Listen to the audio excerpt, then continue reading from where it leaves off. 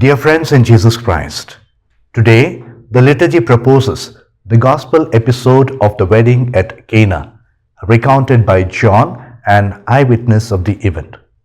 This episode has been allocated to this Sunday, which immediately follows the Christmas season, because together with the visit of the Magi from the east and the baptism of Jesus, it forms the trilogy of the Epiphany. In other words, the manifestation of Christ. The miracle of the wedding at Cana is in fact the first of his signs. That is, the first miracle that Jesus worked with which he showed his glory in public, inspiring faith in his disciples. Let us briefly recall the events that occurred during that wedding feast in Cana of Galilee. It happened that there was not enough wine, and Mary, the mother of Jesus, pointed this out to her son. He answered by addressing her as woman, and that his hour had not yet come. But then, agreeing to Mary's request and having had the 6 large jars filled with water, he transformed the water into wine, an excellent wine, better than the previous one. The best way to understand the Gospel of John is by asking questions. And 3 questions spring to mind here. Why did Jesus refer to his mother as woman? And what did he mean when he said his hour has not yet come?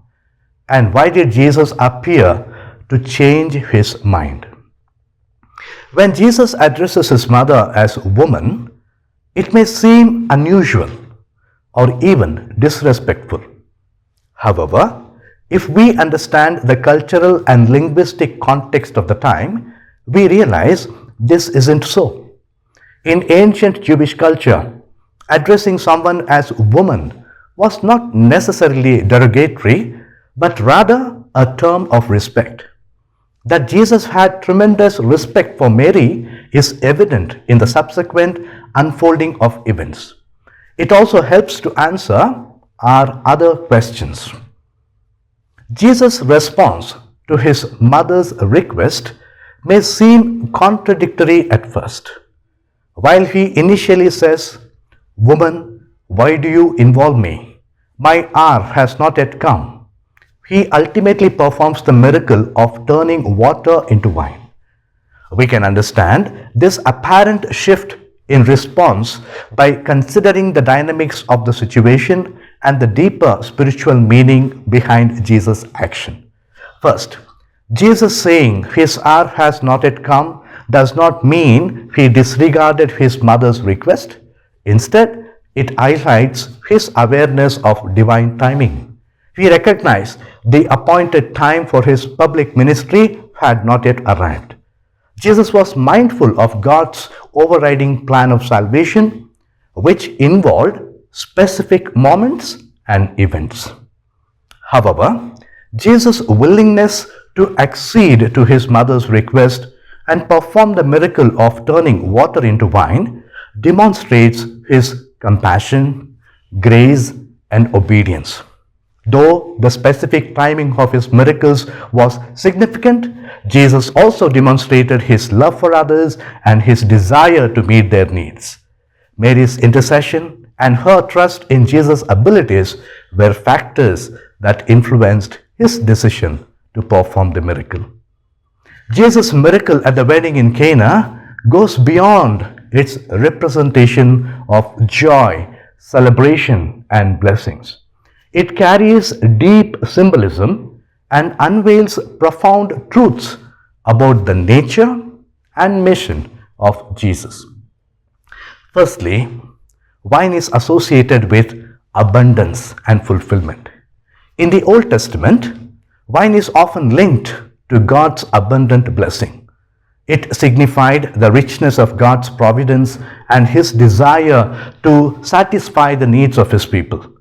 By turning water into wine, Jesus demonstrated his authority over creation and his ability to provide abundantly. Secondly, the transformation of water into wine points to the inauguration of the new covenant through Jesus.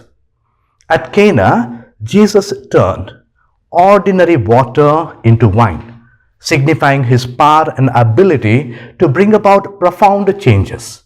This foreshadowed the greater transformation that would take place at the Last Supper.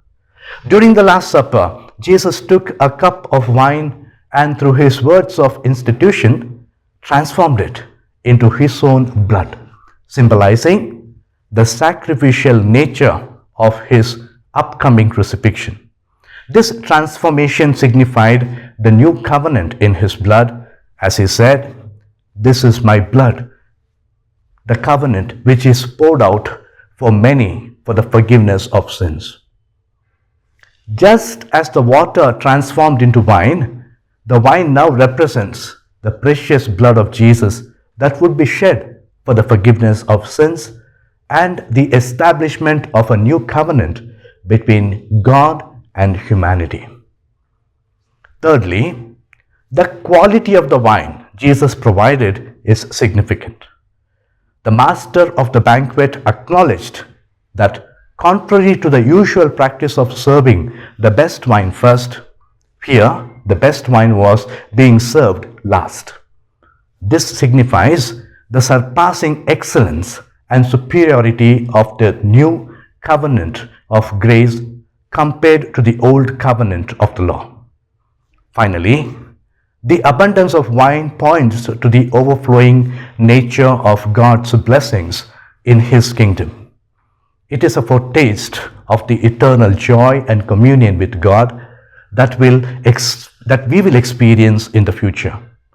Just as the wine never ran out at the wedding, God's blessing and his provisions for his people are inexhaustible. Let us enjoy our feast. May God bless us all.